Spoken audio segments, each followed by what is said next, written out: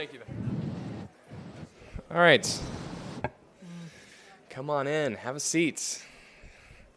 You guys were the crowd that was chose not to be adventurous, chose not to try to brave the maze of Teachers College. Thank you all for being here. I'm very excited about this panel. And when we were thinking about the conference theme, you know, as I tried to mention a little bit in my opening remarks, Paolo and I were kind of like, does any of this matter? Like, this is a really, really messy world right now. Does any of this matter? And so the way to answer that question, anytime I have a big question like that, is to go talk to the experts, talk to people that have been thinking about these questions, have been tackling these important issues for many, many years. And so I'm so honored to be able to have them up here with me today. And I'm gonna let them introduce themselves, and they'll tell you a little bit about their work. They'll have a few minutes to tell a little bit about their work. I have a few prepared questions that I'll probably ask, but you can also use this Slido, I think is how you say it, S-L-I-D-O. And when you get to that website, punch in that code, hashtag, I guess we don't call it pound anymore, C006, and you can type in questions there. You can upvote questions. I'll try to monitor it, and maybe we can bring some of your guys' questions into this. So as they're introducing themselves, be thinking of questions and posting them to the Slido channel. Okay? All right. Yasmin. All right. Can you hear me? Okay, let's get started. Next slide. Yeah, I just changed the title just to kind of keep it a little bit. The microphone is not working. It's not working. That's what I said.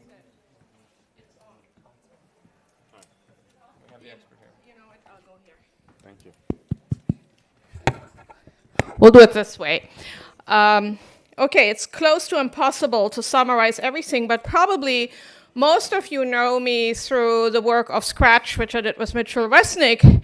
And when we look at the issues of making, one thing which is really compelling, as Sylvia also showed before, how many, millions of kids are making now. Initially in 2007, when we released the website, there were a few hundred, 1,000 kids kind of coming on. And it's just in the last few years that we have seen this incredible growth.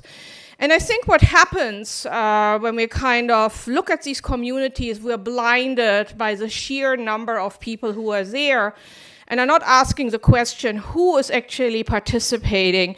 And I did some early research, actually one of the first studies bringing Scratch in a classroom, and I thought this was the coolest thing, that you could go online and look at all the projects, and I found out that most of the kids didn't want to post their project. And I actually, in talking to a lot of Scratchers, yes, we have the millions of projects and participants, but there's actually, I think, an equally large number of people who are not posting, so we actually don't know about them, what they are making.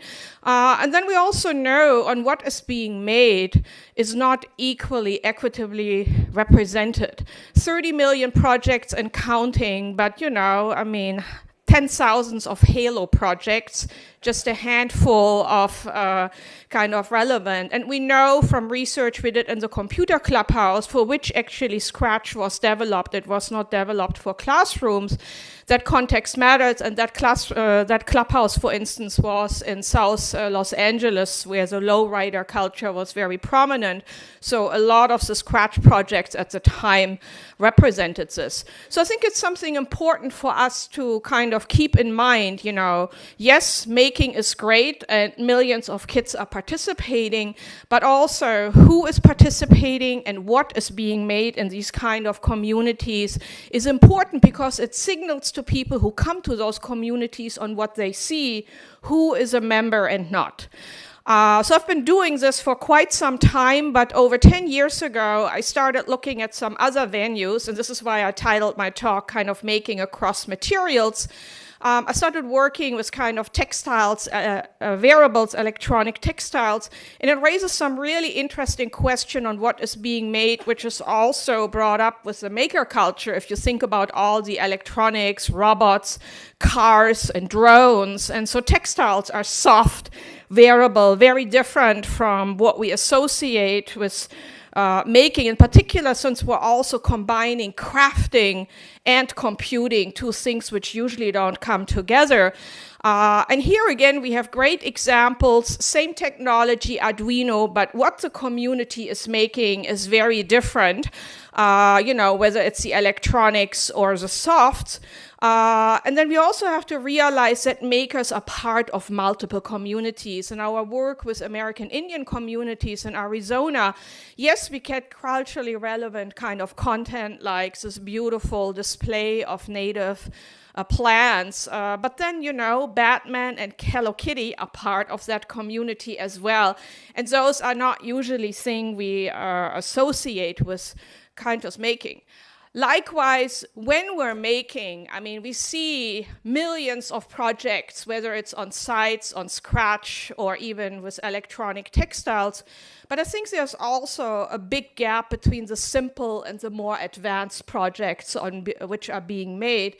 And I think it's important to bring people into the maker community, and the numbers are indicative of that these communities are growing.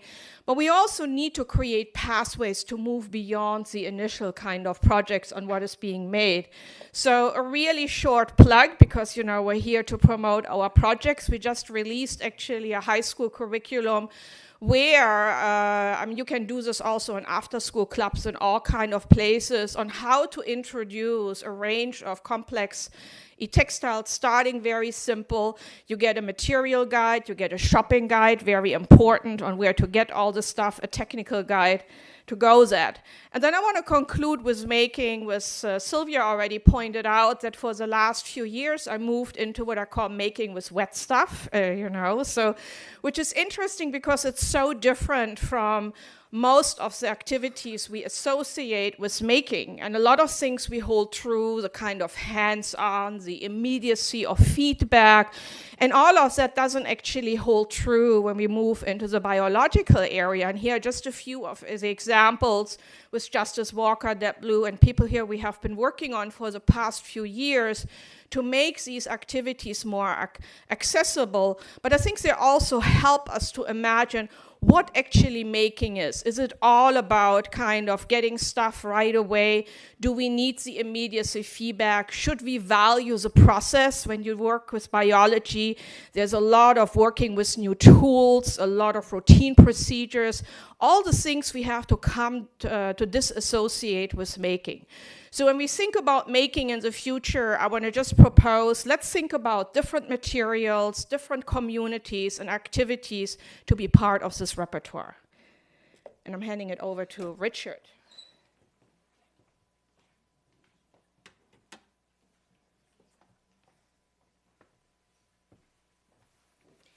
Thank you, Nathan and Paolo, for inviting me. It's great to be here in this forum. We all care for different ways of implementing making in our teaching and our classrooms with our students across the world. To give a little bit of a background where I'm coming from, I'm an artist and teacher and a curriculum maker. I teach in the art and art education program and have developed an creative technologies certificate program here at Teachers College. It reflects how teaching of art has become interdisciplinary and how art and design have grown together. They worked together during the time of the Bauhaus. They separated again, and they are coming back together again. Why? Because of technology. Technology is a huge driver of change constantly and in a mind-numbing way. We all deal with it.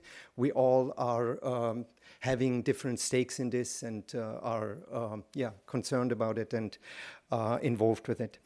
Let me show you something from the teaching that I came to be engaged with here at Teachers College. It's a class in new media, and the students, you have to imagine, these students are artists, are art educators, and they go into schools, and then they want to, and schools can be anything from pre-K through post-secondary schools and teaching studio art. And they want to think more about pedagogy, how to bring these different materials together. And that is one of the beliefs of the program I deal with, that all these different materials are seamlessly connected.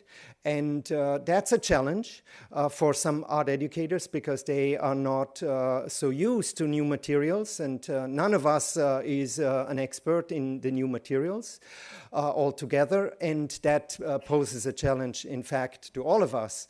So what we did in this class was at some stage I had actually it came out of an assignment that I did with the students, creating lesson plans. And then we came up with these three dice, and they stand for traditional materials, new materials, and themes. So in the maybe 6 or 7 years ago when we started this, we had a 6-faced dice, and that meant traditional materials or new materials were much more limited to video and audio and computer more generally, etc. And but after a few years, we revised them because the field has entirely changed, and that's where these 12-faced dice came in. And now we included creative coding, circuitry, digital drawing, painting, CNC routers, laser cutters, and whatnot. All of these things, because they are part of digital making today. Then, of course, traditional materials are not in any way, shape, or form now superfluous. No, they are still very critically important. That means traditional sculpture, painting, and whatnot. So these things, they come together, and then, so the students actually, it's a part of their final project that they kind of toss the dice, and then they have to do a project that reflects, say, printmaking, creative code, and environment. That can be a challenge, but it is something that I care for students to learn, to deal with, and so that's where this comes from. Here is an example for a work that I sometimes talk to my students about, and have invited actually these artists to come in to discuss and present, and it's a beautiful project that I think brings so beautifully together imagination, but also a great sense of how the landscape had shifted. So there is, to begin with, there is an architect that's Ebru Kurbak, and Irene Posch is a media designer. They collaborate. And they created a knitted radio. That means they translated all the different parts of a transistor to the pattern making of weaving. And so they knitted this radio with a conductive wire, etc., and it works. And it came out of Taksim Square in Istanbul, where the protests were quelched, and then they said, you know what, we want to regain our space, and now we don't want to be in our protest be thrown off. We all are actually already transistors. We are people who occupy this space with this, and we cannot be expelled. Now we send a signal out there. And what it reflects is that space is not just geographic, it's political. And it's not just political, it's also electronic. That means it brings together all these different pieces, art and technology and the space, the world around us. That's a piece that I like a lot as an example to tell students how these things need to come together. And how we need to connect our making to themes that we care about in order to attach agency to it. It also carries a beautiful kind of undercurrent to play with gender roles, right? The two women bringing in weaving, but also electronics together, and then the pattern can be, say, and they use that as an example, be published through Vogue or any knitting magazine, and it's actually a subversive piece.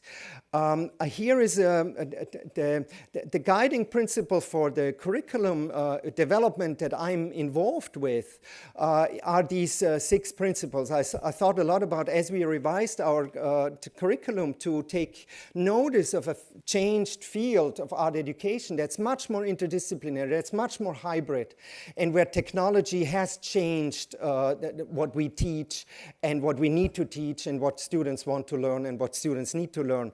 So fluency, very important. They cannot learn all the things out there, but we can kind of give them a sense of not being afraid. Build and make. Making and building is absolutely critical in art education anyway, in art making anyway. But my hope is that that any classroom becomes some sort of a maker space, alongside with project-based learning, alongside with making as a form of learning as a form of doing. Not principles that are entirely new. Then integrating means not just integrating new and old materials, and materials means continually new materials, but not just within the art or design education, but across the curriculum, integration. Meaning making, we are not just doing stuff to print plastic or whatnot. We are doing it to tell stories, to express our feelings, to tap into what's there and what we otherwise can't get a hold of. So it's about meaning making. And collaboration means we live in a landscape where we have to collaborate, and that is absolutely critical. And a big challenge, how do we translate this in pedagogy? And when I say a big challenge, I cannot I cannot overemphasize how important that is. How that challenges us, because we are not used to it. We are working constantly so much that we cannot collaborate so easily, but collaboration takes time. And then finally, stewardship. That means having students learn this to do it themselves. So these are 3 slides that I wanted to present to give a sense of where I'm coming from and what I'm involved with. And I leave the other 3 slides, the other 3 statements to later, because Nathan shared we're going to discuss this in a separate round. Thank you.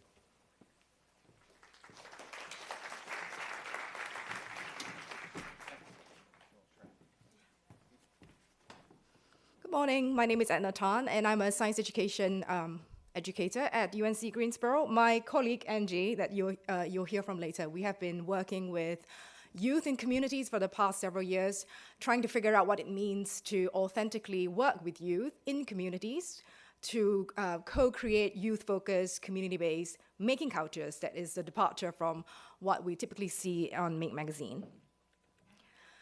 One of the sites that we work with in North Carolina is with refugee youth. North Carolina is number 5 in the states that receives numbers of refugees, recently resettled refugees, and 80% of the refugees we receive are under the age of 18. So they are mostly children.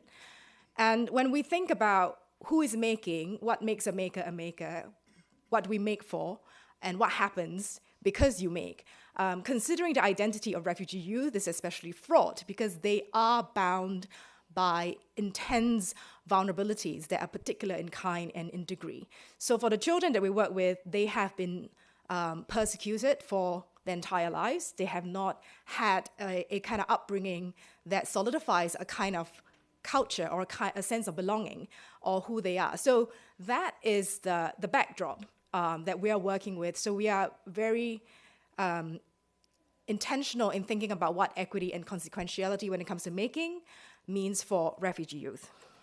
So here are just some pictures of what happens in the community center that is housed in a residential area that the kids live in.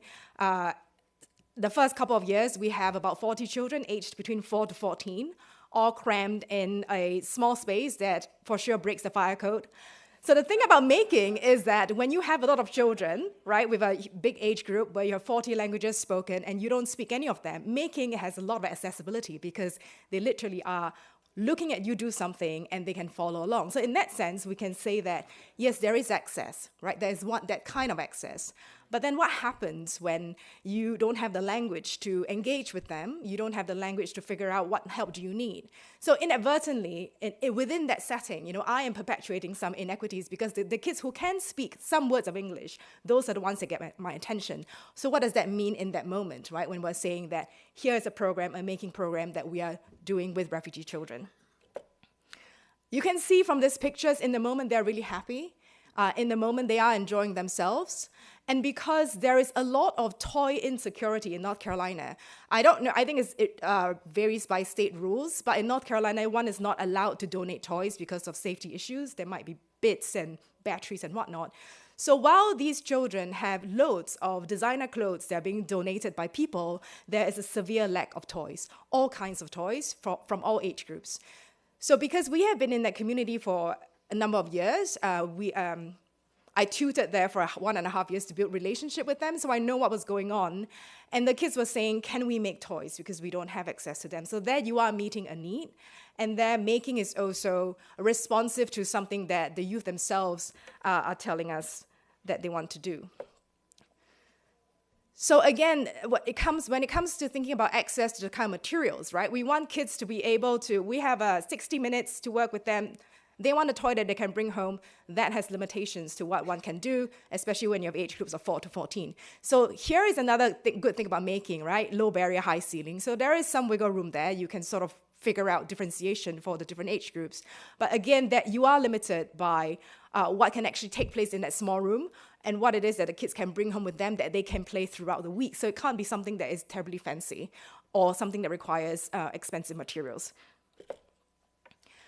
We ran a summer camp for a group of girls, and so this is when we brought in our maker educator expertise, and we thought, okay, let's do some e-textiles, because that's really popular in the maker movement, and it could be something fun for them to do. So again, trying to figure out with the teenagers what is it that they want, they said that there's a lack of toys, so we want to do soft toys, and there is also a lack of weekend purses that teenage girls would like to carry.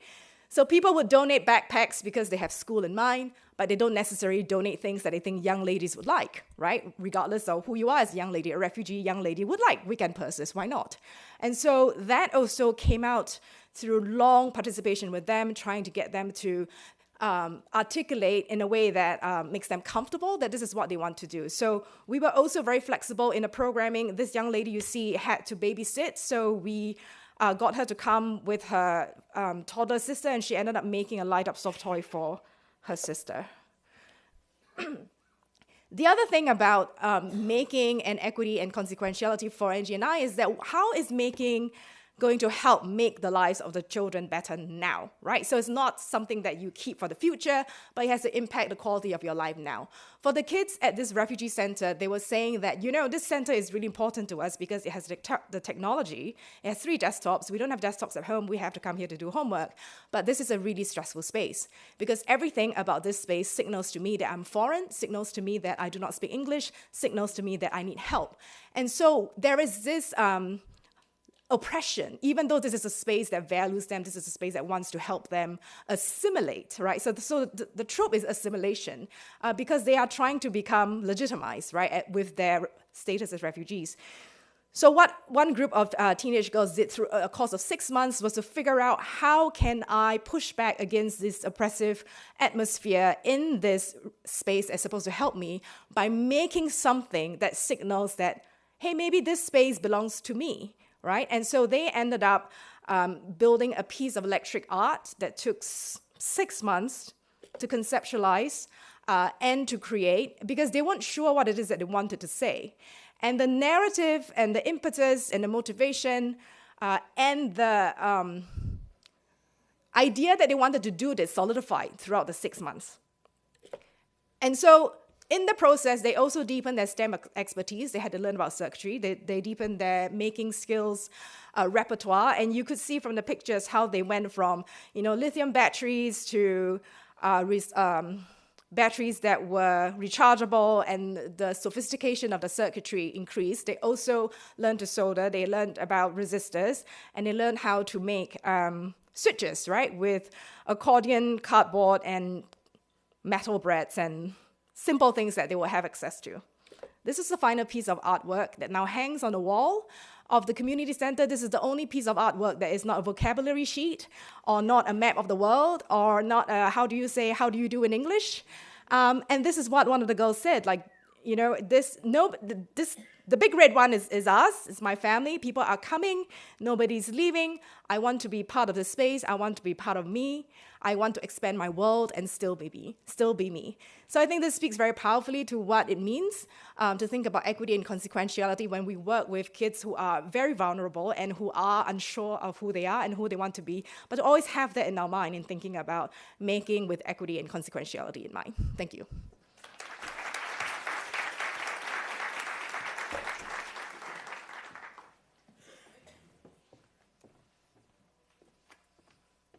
Hi, everyone. So nice to be here. Thank you, Nathan and Paolo, for the invitation. There's a lot I could have talked about, and one tiny glimpse I wanted to offer, perhaps in a complementary vein to some of the really beautiful work that we've been hearing about, both in Sylvia's talk earlier this morning, but also in some of the work that's been shared here, was to think about the flip side of a question I often ask, which is, in a lot of the research that we've done, and when I say we, I'm talking about all the research teams that I've worked with here at Teachers College in the last 15 years I've been here. We started out with a fundamental question in working with young people, largely in out-of-school settings, largely in settings that were associated with the juvenile justice system and the foster care system.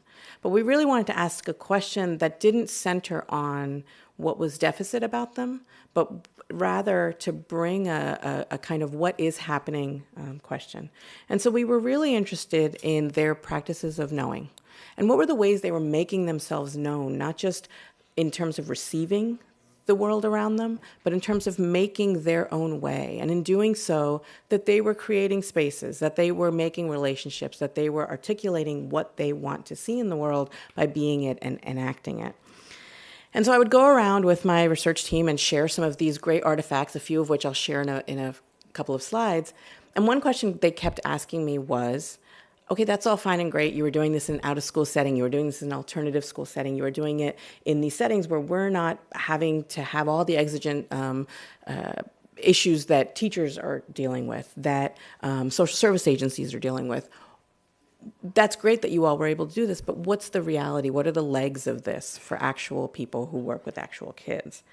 So in 2012, my colleagues and I designed a year-long seminar here at Teachers College called Youth Media and Educational Justice. And what we wanted to do was take up that challenge explicitly by creating an experience for graduate students here that would be centered in enacting and engaging with really, really challenging, but also true narratives of young people, but by doing so in a way that didn't just consume their narratives, by doing so in a way that didn't just analyze theory, that didn't analyze text, that didn't just do critique the way that we do in graduate school. My colleagues, and you'll see in the next slide who they are, we tried to organize an experience that had three guiding principles. And one that was central to it was collaborative mentoring. We wanted the graduate students to be in conversation in proximity with young people whose lives were being surveilled and coordinated by these other systems other than education. We wanted to have them engage in inquiry that was driven by different forms of media engagement and media making, and we wanted to have different ways of making that knowledge and work public. And so just on the top right, you're seeing a variety of texts that we consumed and integrated, remixed, and did a lot with in the class. And this is just a very brief slide on some of our practices and modes that we engaged with in the seminar, some of the concepts that we were dealing with, and some of the ways that we sought to create community, both in a private blog, a public blog. We went to the courtroom where a lot of these foster care cases are being decided. It's open to the public. It's very painful, but it's also important. And and then we did some yoga and eating together. What I wanted to spend the last minute or so of my comments on were what happened when we effectively tried to change the material conditions of learning in a graduate school classroom. We wanted to change the material conditions not only to do so, because I think sometimes you just want to do it to do so because you don't know what's going to happen. We did that. That was a part of it. But we also wanted, as I said earlier, for people not just to consume the narratives of young people, but to understand themselves as people who had experienced challenging interactions with systems, as people who were negotiating concepts of home and belonging and community, that as adults we're still negotiating some of these fundamental ideas of personhood and citizenship. And so we did very simple kinds of making. We made collages. We brought lots of clay and invited people to respond to texts in different kinds of ways. Olga Hubbard, who's here in the art education program, came and facilitated a printmaking workshop with us. Lori Custodero, who's in music, invited us up to the studio there, and we made music for 3 hours. It was very uncomfortable for some of us who did not like to dance in public. But what it meant was, in terms of thinking about, we're here at a conference about making, it was. I think about one of the last points Sylvia made in her talk today about giving young people powerful opportunities to make sense of the world. What we were trying to do was invite adults to engage in those same kinds of opportunities, to do so through play, to do so through creating proximity between them and young people, and to do so by making them responsible for sharing that work in different stages of public. This is what Wendy Luttrell invites us to think about as different forms of audiencing the work. So what happened? These graduate students, and I saw a couple of them in the audience, and so among the kinds of materiality they played with were not only some of the physical materials we talked about, but were also some of the digital materials. And these are some of the objects to think with that they produced in order to get more proximate. And I keep using the word proximate, and it really draws on the work of Brian Stevenson, who wrote Just Mercy, who invites us to think about how do we get proximate to ideas like the death penalty, to criminal justice, to mass incarceration, that we don't just remain at a far remove, but we come closer. And so what happened was, some of the graduate students then came and became collaborative mentors at the site where I've been doing work for 15 years. And they engaged in a variety of forms of making, with clay, with nail art, with mask making, with, on the bottom right, food.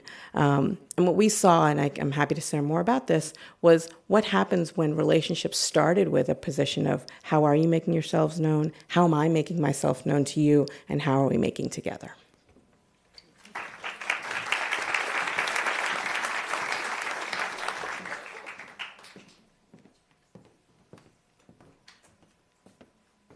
Hi, everyone. I'm Angie Calabrese Barton. I'm a professor in science education at Michigan State University. And as Edna mentioned to you, we've been working together actually for the last 13 years with young people and community members in primarily community-based making spaces, really trying to understand the connection between youth learning and development in these spaces, how they disrupt those spaces with acts of justice towards using making to bring about justice-oriented social change, and its intersection with the design of those particular learning environments. And that's important, I think, in framing what I want to say, because we're particularly interested in making programs, those experiences that young people may have access to when they don't necessarily have access to the drop-in, drop-out, pay-for-play maker spaces. Uh-oh, this is a PC. Down. Okay, so I want to start off with this idea of rightful presence. What does it mean for a young person to have a rightful presence in making or in a makerspace program? It really ties to this persistent equity challenge in STEM-rich making. And we've heard a lot about access and opportunity today, and we've heard it really troubled in ways that I think are powerful, certainly brought up by several of our panelists already. And the point that I want to make here about rightful presence is with respect to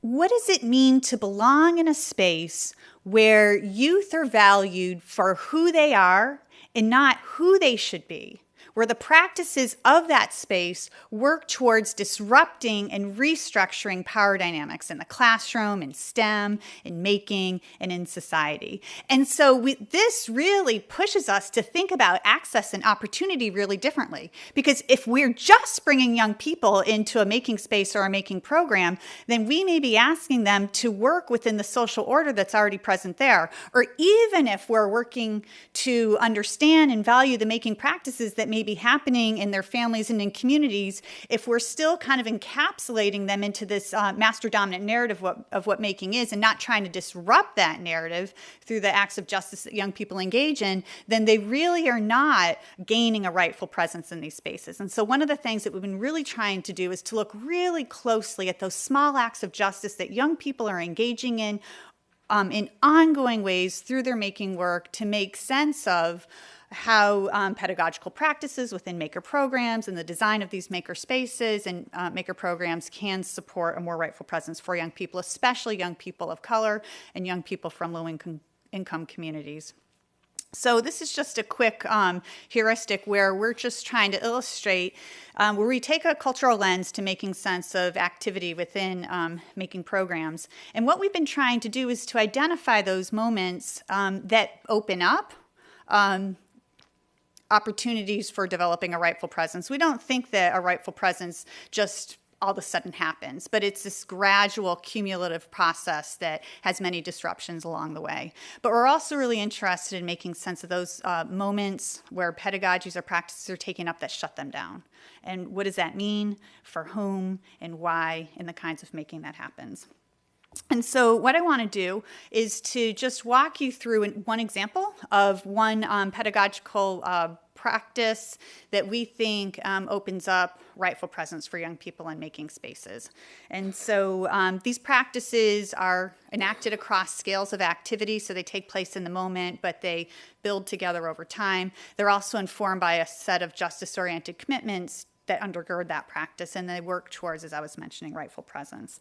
And so this practice that we're talking about in a broad sense is youth co-creating the physical, digital, and social spaces of their making programs.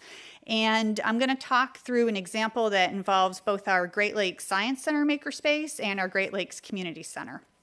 And the reason why I bring up both of these is that they're really different kind of challenges related to thinking about pedagogies and practices when you're looking at sort of a kind of a homegrown, emergent makerspace that has grown out of young people working together in a community center where they're working on their own turf, under their own, modes of interaction, where their boundaries are much more porous between programs and communities versus the makerspace programs that are taking place in design spaces like science centers or libraries where kids are not necessarily working on their own turf, and there is a very strong and present power structure that hangs over them when they enter these spaces.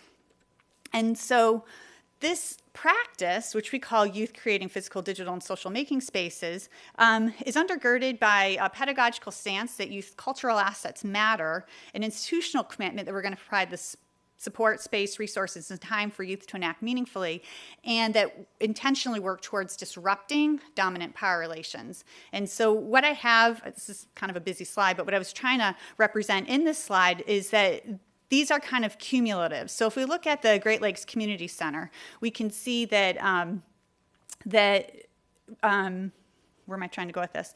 That there are several enactments or instantiations of this practice that built on each other over time. And so the first ties to how they've co-constructed social dimensions of physical spaces and really insisting that we have a red couch and rainbow carpet because they need a place to go where they're frustrated, when they're tired, when they feel like they've been bullied at school, and just a place to get away. But they also want to have a presence both in that space and around the club. And so we call this Say My Name. And so this is valuing youth makers as fully human people. And we can see this in the ways in which they have put their nameplates in vibrant places around the club. The next one is making justice and injustice visible. We hold the stance, especially from a rightful presence standpoint, that you can't work towards justice unless you make those injustices visible and concrete, actionable, intervenable things. And then the last one that I'm going to take one more minute to focus on then is what we're calling the projects and their afterlife. And here I'm just going to jump to the next slide because I wanted you to see some pictures, but I want you to look at the big picture in the center with Nyla and her sign, Stop Racism. So let's dial back a couple of years, 2016 election. We are in the midst of engaging in community ethnography with young people in these community-based makerspaces, and as we're unpacking these data, the youth conversations just keep going to the election and the negative impacts it's going to have on them, especially related to the kind of racism they see being legitimized at the highest levels and how they have felt an increase in their own experiences being bullied because of race in their everyday lives. And so you can see that intersection between these broader systemic injustices and their everyday experiences. And so Nyla decided to do another survey just specifically on racism, specifically with her peers, to figure out where it was happening, what forms it took, and what people thought she could make to address this problem. And what she learned through this was that a lot of the racism was happening in kids' commutes. And so she wanted to make this light up sign that just called people's attention to it, like named it for what it was. So she went through many iterations to make it, and then her family moved away because there's a little bit of transience in this community. And the sign stayed in the makerspace room. But what I want to talk about in my remaining 30 seconds is the afterlife of this Stop Racism sign. So number one, the sign hung in the makerspace program room in a prominent place.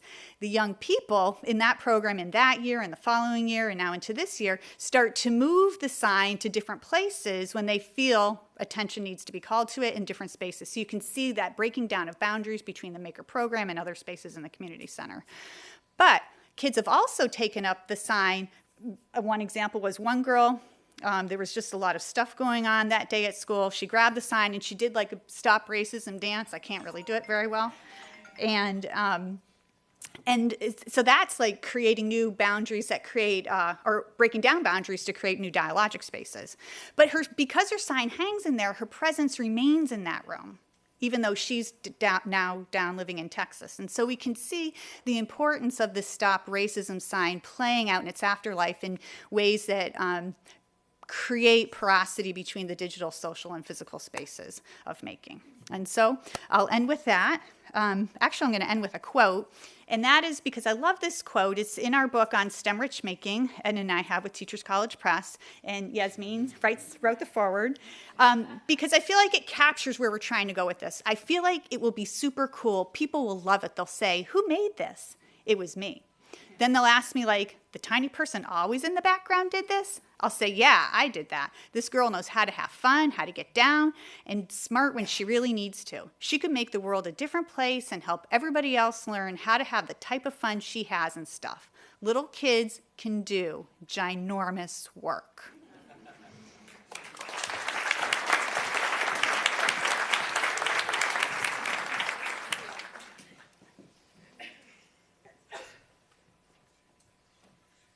Fantastic. Hello. That was fantastic. Thank you all for being here. I'm already more inspired and more excited than I was at the beginning of the morning. But I want to bring it down a couple notches. There's a lot going on, right? Nationalism and ideological tribalism has been a global challenge for centuries, but in the past 5 years, we've seen the rise in many conflicts, even across democratic nations that we might have incorrectly assumed had progressed beyond places where there's this simplistic notion of us versus them. And in the midst of all this social unrest, the notion of finding a better way to engage kids in building circuits seems really quaint and maybe not necessary. And so what I wanted to ask you all to kick this off is, what role does maker education play in addressing social unrest?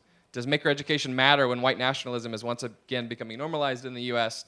Does it matter when religious intolerance drives policy in Europe? Does it matter when Freire is purged from schools across Brazil? Does maker education matter now?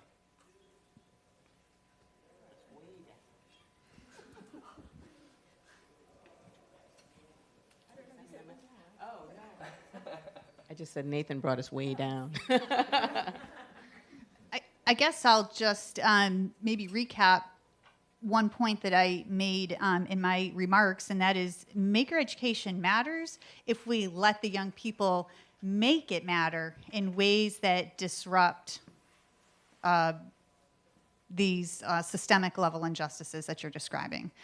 But I think we have to get smarter about the ways in which making practices that young people are engaging in local time and place intersect with and can help them to disrupt that. And so we have to get smarter about when young people are asking for this, how we can help them to broker new spaces and relationships to support their work in these ways. And we have to make ourselves vulnerable to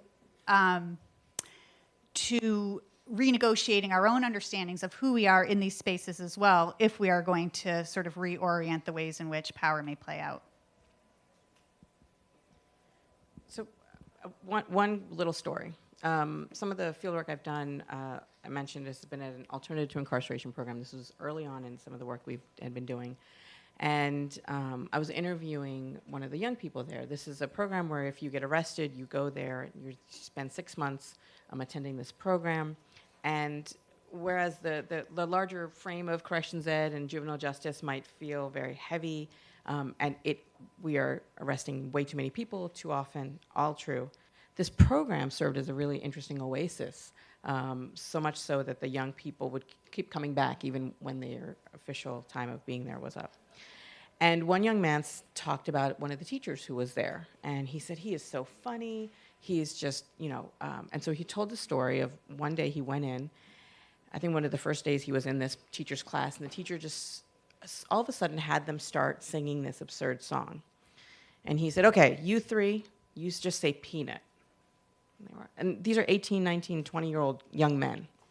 They were like, okay. And then these, okay, you four, you say butter. Oh, okay. And you guys, you say jelly. So I'm pointing to you.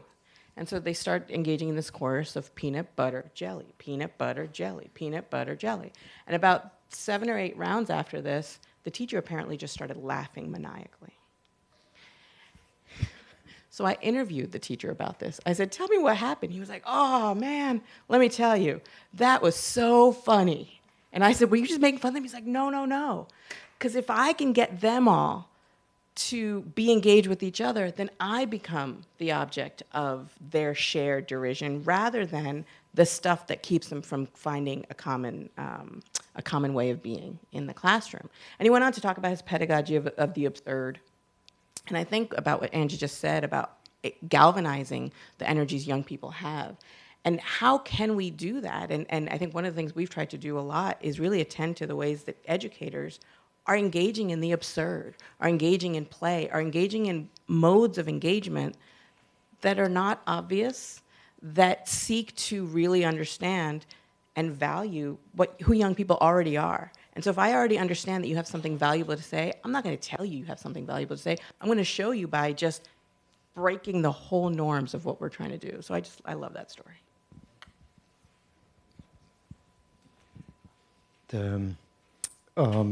In some ways, on the one hand, I think it's a great question that you ask with this, and it's an amazing topic, obviously, because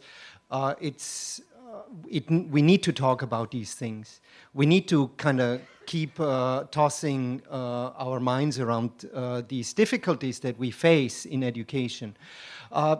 Then let me unpack just a little bit. Does maker education matter in the face of adversity? What about does education matter, right? I mean, let's bring it back to doesn't matter with what we teach and etc. Does education matter? And I noticed actually after the election there was a lot of pushback that people felt education failed us, the schools failed us. And then I felt, I'm not so sure about that. I'm a fierce advocate for education because I think it is not education that fails us, it is the anxiety of an electorate, the anxiety of people, of parents, of students, etc., of teachers failing us, of bureaucrats, right? That leads us to bureaucratize our educational system.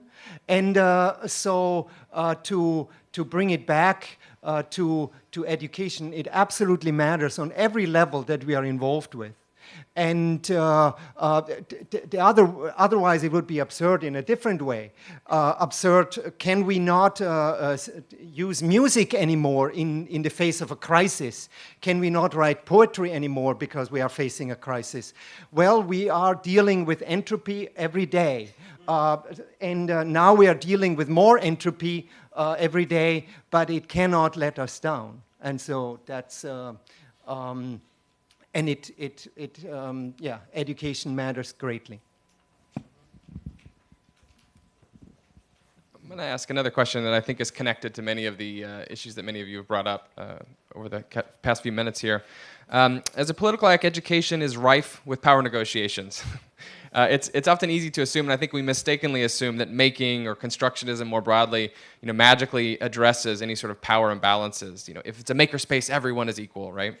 However, many of us here have written a lot about how that's certainly not true, and you guys have shared many examples of that already. I'm wondering, in what ways can we design makerspaces or activities or experiences that accidentally reify problematic power imbalances? Or how can we create new, more equitable power dynamics? And from the online questions, I think this is highly connected to some of the questions that rose to the top about how do we deal with ideas that might be sort of early in a maker journey? How do we prevent bullying of those ideas? Or how do we find ways to not shut down rightful presence? Okay, I'll start and then we move on. In a way, it's, the same question you asked in the beginning, just in different clothes on a different granularity. Whenever we teach, whether it's big ideas, even the small acts on how making is introduced, who decides on the topics, how do we facilitate and mentor, and kind of all of those play a role. And I brought the example of the Scratch community with millions of projects, and whoever came first to those sites and populates them, that's true for physical maker spaces, that's true for online spaces, and occupies those spaces, sends a signal on who, is occupying the space. And I think as educators, we have a responsibility to keep the doors open and also to make sure that other voices can be heard. I agree. I think rightful presence is very particular to context, right? People are denied rightful presence because of particular practices that operate on the ground.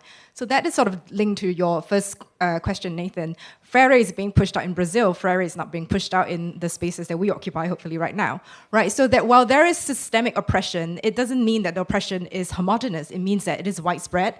It means that it is historical. But the ways in which oppression happens is very localized in context. So I think that one undergirding principle that Angie and I try to do is to gain our own rightful presence in the community, because a lot of the work is relational, right? Before we can make injustices, before we can name and identify injustices that often we are complicit in just because of the power dynamics, and we are the university people coming into the community, and whether we like it or not, we do have more power. And the community that we authentically want to engage with, to share power with in the beginning, they will cede power to us just because that's how things have always been done. And so we always have to intentionally unpack that and push the power back to them. And that all rests in relationships.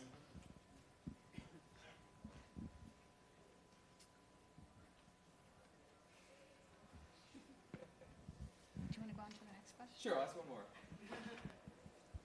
You guys are hogging all the mics over there. There's only one. Oh, Richard's got one. All right, we'll wrap with this one. So who makes what? What does what one makes matter? When is making, right? How do we think about who participates in these activities, and how do we think about identifying what counts as making, what doesn't count as making, when does making happen, where does it happen? We've talked a lot about opening up this space, and I loved so many, your examples showed us so many ways in which we can open this space up. What are places we still need to be working? I was just going to say, I would love just that last question of, what other spaces do we want to open up? I would just love at our faculty meeting just to kind of suddenly do like a flash mob or something. Or, what is it about? This. Take notes, Nathan. Because that question of the when and there's obviously sort of a Latourian kind of imprimatur on that, like, okay, so how do we recognize something, but also how is something being intentionally enacted, is a really interesting tension. I don't have an answer, but I do think about, again, going back for us, some of those spaces we're trying to, some people talk about decolonizing, some people talk about disrupting, all of those words. Some of the spaces we're trying to do that are in things like, what does professional development for judges look like, and how can we locate some of the ways that young people have made known into those spaces? So that's some of the tensions we're talking about. So one of the things we actually write about in our book is this idea of co-making. And when we talk about co-making, we're not talking about just kids working together to make something together, but we're talking about the ways in which different people over time and across spaces are collaborate in ways that we're not necessarily thinking about towards making something. So I'm going to give you an example of what I'm talking about.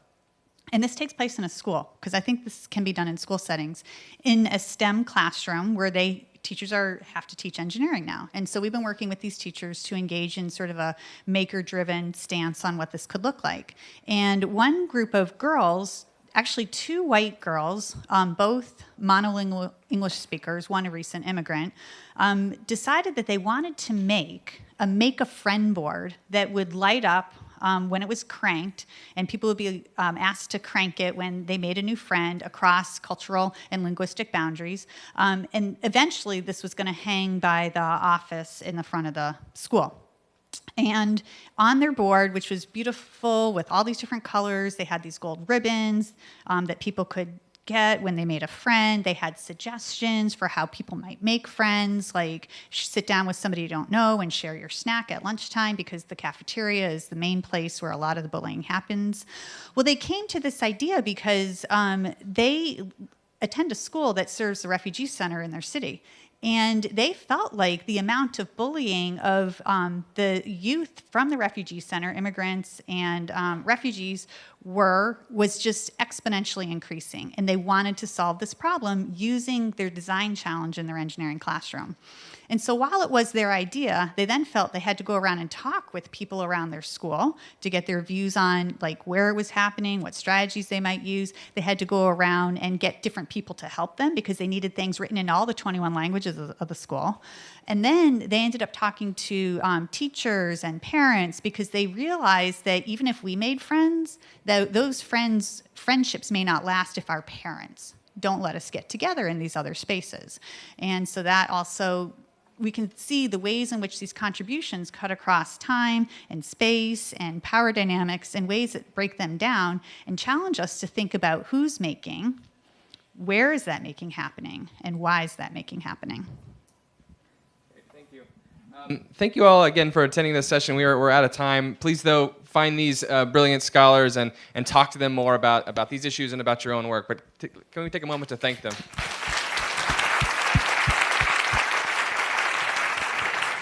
All right, there's a break time, so feel free to go outside, grab a snack, and we'll be back in a few minutes here in this session here in Cowan.